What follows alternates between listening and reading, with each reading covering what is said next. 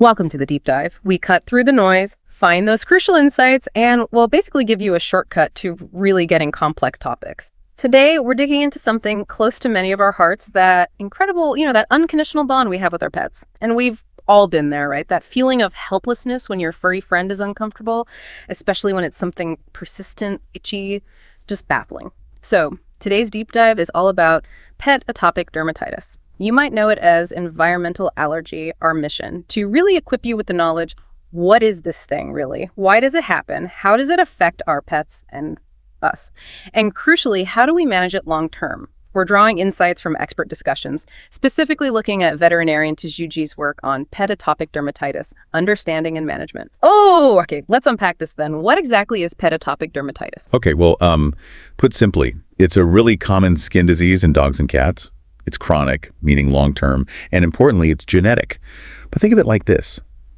The pet's immune system is basically overreacting, big time, to everyday things floating in the air. Things that shouldn't cause a problem. Exactly. Stuff like pollen, normal house dust, dust mites, grass, tree allergens, things most pets don't react to at all. Their internal alarm system is just, going off constantly.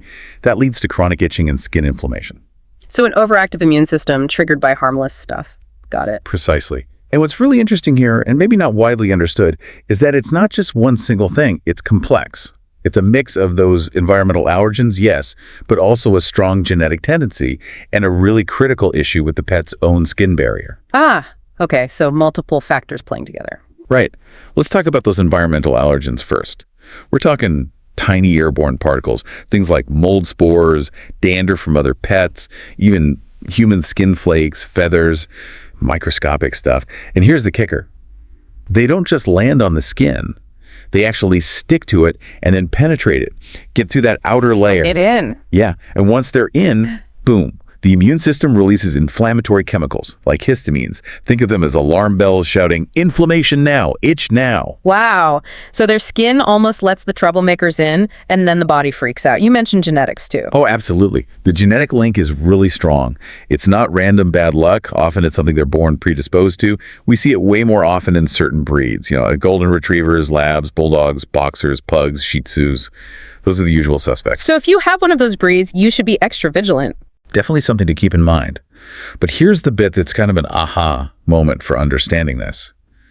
The skin barrier defect. Imagine healthy skin, like a strong brick wall. Mortar, bricks, all solid. The outer layer has lipids, like ceramides, acting like that mortar. Keeping the good stuff in, the bad stuff out. Exactly. It holds moisture in and blocks irritants and allergens. It's a natural shield. But in pets with atopic dermatitis, that wall is, it's faulty. It has gaps. They often have fewer of those essential lipids. Ah, okay. This leads to something called transepidermal water loss, basically. The skin dries out faster. And crucially, it makes it much easier for those allergens to get through. So the defense is down. Right. And that's fundamental. It's not just about fighting external triggers. It's about the skin's own vulnerability. Trying to treat the itch without addressing the barrier is like constantly mopping up a leak instead of fixing the pipe.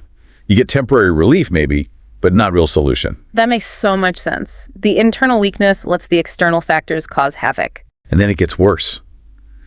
This barrier defect creates this awful feedback loop, a vicious cycle. The damaged barrier leads to inflammation, which then damages the barrier even more. Oh, wow. And this weakened skin is then super susceptible to secondary infections, bacteria, yeast. They love that environment. And those infections. They ramp up the itching and inflammation like crazy, which, you guessed it, further damages the barrier. It just spirals downwards unless you intervene effectively. Okay, that's critical to understand. It's not just one thing. It's this destructive cycle. Inflammation causes more damage, making it harder to heal. We need to break that cycle. Wow, that cycle sounds incredibly difficult for the pet and frankly stressful for us watching them. Yeah. This really brings us to the impact, doesn't it? How does this actually affect our pets and us day to day? Let's think about Lena, that golden retriever. Her owner, Sarah, first noticed her licking her paws nonstop and scratching her ears raw. Not just a quick scratch, but relentless. Yeah, and Sarah's story with Luna, it really puts a spotlight on that constant discomfort. It's not just a bit itchy, it's genuinely distressing, painful for the pet, and emotionally draining for the owner. That nonstop itching and scratching, that's the absolute hallmark. Right. For dogs like Luna, maybe it starts seasonally, spring pollen perhaps, But as the disease progresses, as that barrier gets weaker, It becomes year-round. often, yes, it can become a constant battle. You'll see them targeting specific areas: ears, paws, belly, armpits, around the eyes, the muzzle. The behaviors are classic. Yeah. Licking or chewing paws raw, rubbing their face on everything, that frantic ear scratching or head shaking. And here's something really important for people listening. Sometimes the only early sign might be chronic or recurring ear infections. Just the ears? Yeah, often with that telltale brown, waxy, sometimes smelly discharge. Yeah. It's easy to miss the connection, to think it's just an ear infection. But it can be the first sign of underlying atopic dermatitis. Don't ignore recurrent ear issues. That's a huge takeaway. Even if the rest of the skin looks fine, bad ears could be the clue. Absolutely. It's often just the tip of the iceberg. Now, cats, they can be a bit different. How so? They might groom excessively, lick, lick, lick, sometimes leading to noticeable hair loss, especially on their belly, back, or the back of their legs. Or they might scratch their face and neck, causing tiny little scabs, sometimes called miliary dermatitis, looks like little crusty bumps. And sometimes the early signs in cats are really subtle. They might just seem a bit itchier than usual, maybe groom a little more, or you notice more hairballs because they're swallowing more fur. Sneakier, almost. Can be. Then there's the sleep disruption. Sarah mentioned this with Luna. Nights were the hardest. Luna would pace and scratch restlessly all night, unable to sleep. Oh, that's rough for everyone. Exactly. It impacts the pet's quality of life massively, and the whole household's sleep can suffer. It's a serious consequence of that constant itch. And remember, that damaged skin barrier. It makes them sitting ducks for secondary infections. Right, the bacteria and yeast. Yeah, they thrive on that compromised skin. And these infections, they pour fuel on the fire. They make the itching and inflammation way, way worse.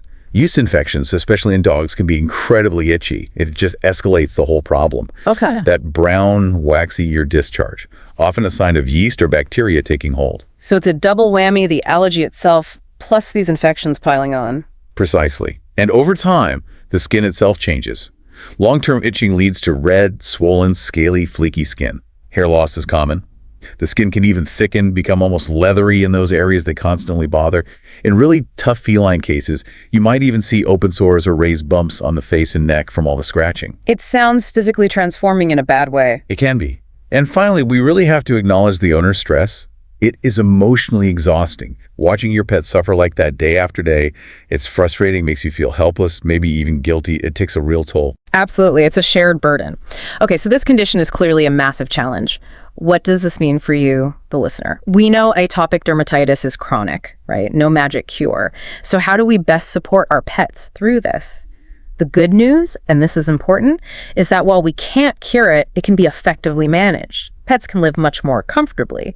It just takes, commitment, patience, and a really comprehensive long-term strategy. That's exactly right. And the very first non-negotiable step, get a proper veterinary diagnosis. Okay. If you see the signs that persistent itching, the paw licking, face rubbing, those ear infections coming back again and again, you need to see your vet promptly. Don't guess. Remember Sarah with Luna? She thought fleas, maybe food allergies. It took vet visits, maybe some tests to figure out it was actually canine atopic dermatitis. Ruling out other things is key. Mites, other allergies, infections. Your vet needs to pinpoint the cause to get the treatment right. So proper diagnosis first. No shortcuts. Then what? Then it's about working with your vet on a treatment plan. The goal isn't cure, it's control. Symptom control, improving quality of life. Sarah's initial steps with Luna, like medicated shampoos, maybe antihistamines, those can help manage symptoms, give some relief. But that's just part of it, isn't it? You mentioned comprehensive management. Exactly. It goes much deeper. There are several key parts to a really good long-term plan. First, strengthening that skin barrier. Remember the leaky wall? Yes. Repairing the fortress. Right. This is where Sarah really dug in for Luna. Things like omega-3 fatty acid supplements, fish oil, for example, maybe adding things like coconut oil to the diet. These provide building blocks for healthier skin. And those weekly oatmeal baths she gave Luna. Soothing, yes, but also help moisturize that dry, irritated skin. It's about actively supporting and rebuilding that barrier. Proactive care, not just reacting to flare-ups. Makes sense. Then controlling allergen exposure. Since those environmental allergens are the trigger, well, reducing exposure helps. How do you even do that? They're everywhere. It's about managing the environment. Simple things sometimes. Wiping your pet's paws and coat with a damp cloth after walks, especially during pollen season. Washing their bedding frequently in hot water helps with dust mites. Regular vacuuming, maybe with a HEPA filter, using air purifiers or dehumidifiers indoors. Little things that add up. They really can. It reduces the overall allergen load their body has to deal with. Okay, barrier care, reducing allergens. What about those secondary infections? Crucial. Controlling secondary infections is vital. If you let bacteria or yeast run rampant, you'll never get the itching under control. Because they make it so much worse. Exactly. So timely treatment is key. Your vet might prescribe medicated shampoos, sprays, wipes, or sometimes oral antibiotics or antifungals to knock those infections down. Yeah. You have to treat the infections aggressively when they pop up. And alongside all this treatment, long-term monitoring and keeping records. This was so helpful for Sarah. She kept a diary. Noted Luna's flare-ups, seasonal patterns, what seemed to make things worse or better. Like a detective log for allergies. Kind of. And that information is gold for your vet. It helps track progress, identify triggers you might not have realized, and make smarter adjustments to the treatment plan over time. It empowers you both. And maybe the most important ingredient, patience and perseverance. It's a marathon, not a sprint. Absolutely. This is a chronic condition. Managing it is a long-term commitment. There will be good phases and tougher times. But like Sarah and Luna, that shared journey, working through it together, can actually strengthen your bond. It's a testament to your dedication. That's a really positive way to frame it. Okay, so let's quickly recap. Pet atopic dermatitis. Right. Complex, genetic, chronic, no easy cure. But, and this is the hopeful part with understanding, a proper vet diagnosis and a multi-pronged long-term approach. Focusing on barrier repair, controlling allergens, treating infections, monitoring closely, it is manageable. Our pets can absolutely live more comfortable, happier lives. So, as you've been listening today, what's the one insight from this deep dive that really stood out for you? What made you think, okay, I get that now? And maybe building on that, think about this.